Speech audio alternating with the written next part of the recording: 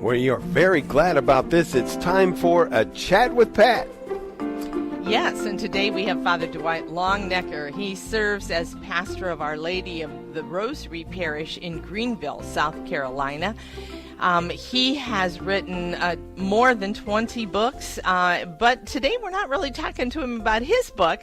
We're talking about an article he wrote in, I think it was originally in the Imaginative Conservative, but I read it in Catholic Education Resource Center on Tolkien's Faith, and just a book that he read and his insights into it. Father, welcome so much to the show. Thank you.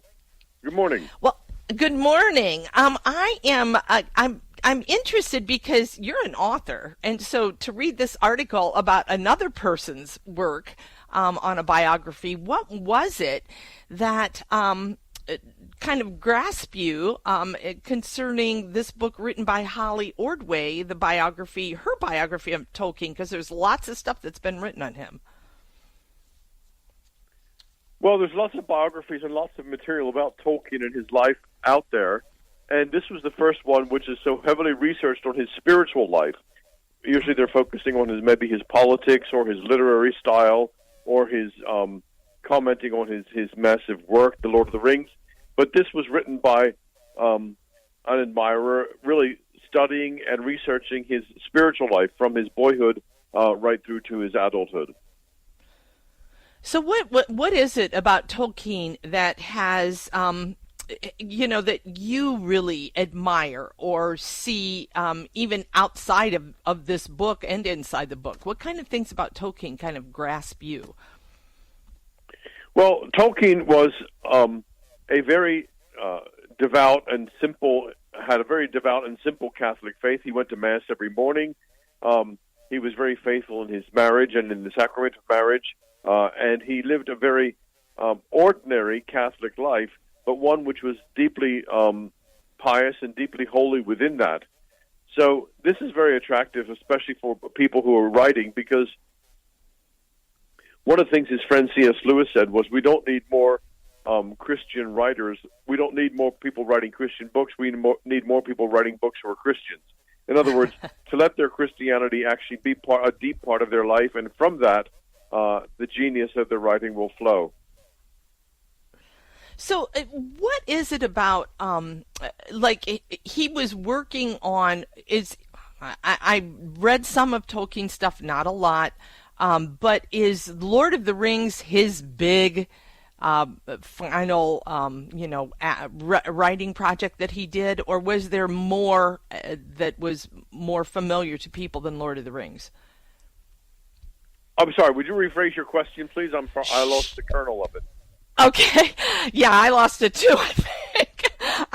Was Lord of the Rings kind of his, his final big project that he did, or was there more after that? No, Lord of the Rings is his major work. There are some short stories and some essays that are out there as well. But there was Lord of the Rings is set in a whole alternative world which Tolkien created, and his mythology does extend beyond that. The Silmarillion, for instance, and some of the extra notes that he made about Middle-earth and about the structure of Lord of the Rings gives an awful lot more material for Tolkien fans. But there's no real later comprehensive completed work like Lord of the Rings. So you met his daughter. What was that like?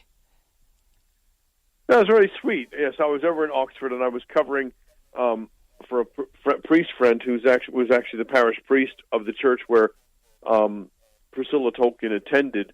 And so I learned that she attended Mass there, and I asked the sacristan, does Miss Tolkien come to this church? She said, yes, she's in the front row, Father. So I was able to meet her after Mass and just have a very short conversation with her. It was delightful. So you also make mention in this article that John Henry Newman had a great influence on Tolkien's life. Can you tell us a little bit about that? Yeah, St. John Henry Newman actually lived most of his priestly life in Birmingham in England, and Tolkien actually was mentored after his mother died by one of the priests from the oratory.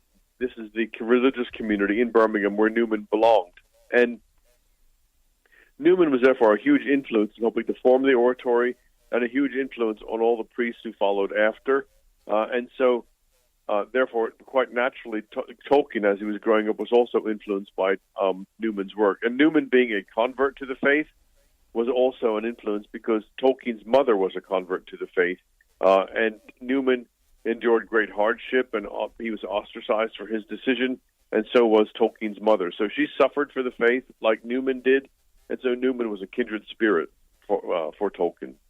Oh, that's wonderful. So you mentioned in this book written by Holly Ordway how her understanding of Tolkien impacted her life. Can you kind of explain that to the audience? Is that kind of what took her into the more spiritual realm of Tolkien? Was she searching for something?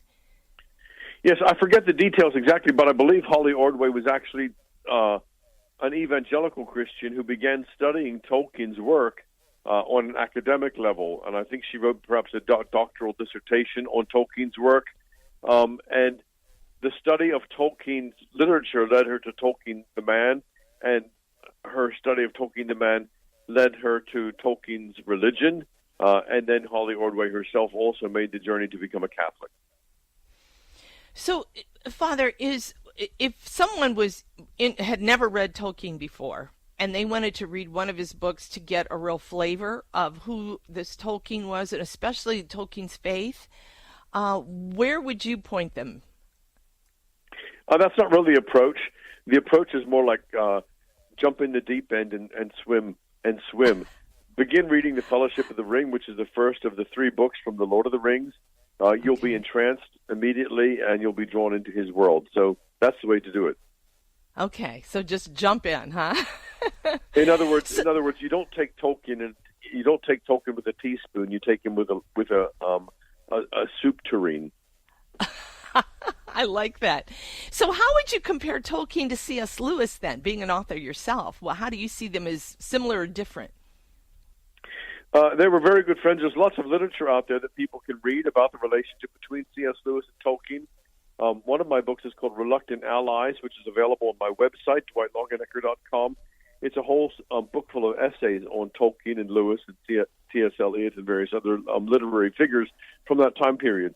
But C.S. Lewis and Tolkien were very good friends. Lewis remained a member of the Church of England, and Tolkien, of course, was a Catholic, and so there was some difference of opinion between them on those matters. But also, Lewis's Chronicles of Narnia were not really appreciated by Tolkien very much. But on the other hand, Lewis very much appreciated Lord of the Rings. So do you think Lord of the Rings is a better dive into the faith than the Chronicles of Narnia?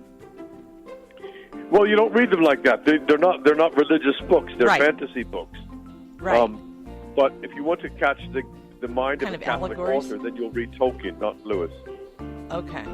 Because I always hear people kind of talk about them as allegorical, to things in faith. So I thought, well, maybe one was better allegorically than another. So, well, Father, thank you so much for taking time to be with us today. Our guest today was Father Dwight Longnecker, pastor of Our Lady of the Rosary Parish in Greenville, South Carolina. And has many, many books, over 20 that you can read, and they're wonderful. And you can follow him at DwightLongnecker.com. Thanks, Father. Have a good week.